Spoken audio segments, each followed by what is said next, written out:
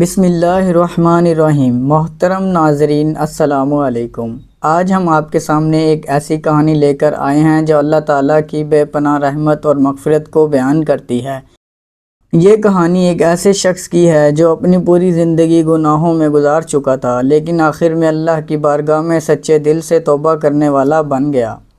کسی ولی خدا کے زمانے میں ایک شخص جس نے اپنی ساری زندگی گناہوں میں گزار دی۔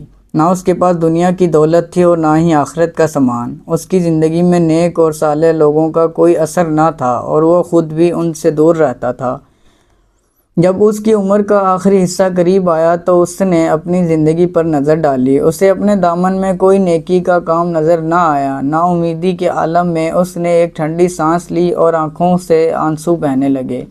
اس نے اللہ کی بارگاہ میں عرض کیا، یا رب العالمین، اس شخص پر رحم فرما جس کے پاس نہ دنیا ہے اور نہ ہی آخرت کا کوئی سامان۔ اس کی موت کے بعد شہر والوں نے اس کے گناہوں کی وجہ سے اسے شہر سے باہر ایک کھنڈر میں پھینک دیا، لیکن ایک رات اللہ کے ولی کو خواب میں حکم ہوا کہ اس گنہگار کو کفن دو اور متقیوں کے قبرستان میں دفن کرو۔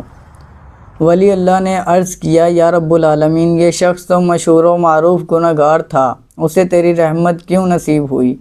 جواب آیا، اس نے اپنی حالت کو پہچان کر ہماری بارگاہ میں گریہ زاری کی، ہم نے اسے اپنی رحمت میں لے لیا۔ کون ایسا ہے جس کے درد کا ہم علاج نہ کریں؟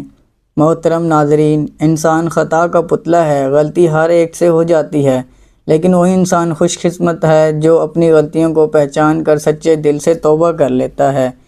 اگر آپ کو آج کی کہانی پسند آئی ہو تو ویڈیو کو لائک کریں اور دوسروں کے ساتھ شیئر کریں۔ مزید ایسی کہانیوں کے لیے ہمارے چینل کو سبسکرائب کریں۔ اللہ تعالی ہمیں بھی توبہ کی توفیق عطا فرمائیں۔ آمین۔ اللہ حافظ۔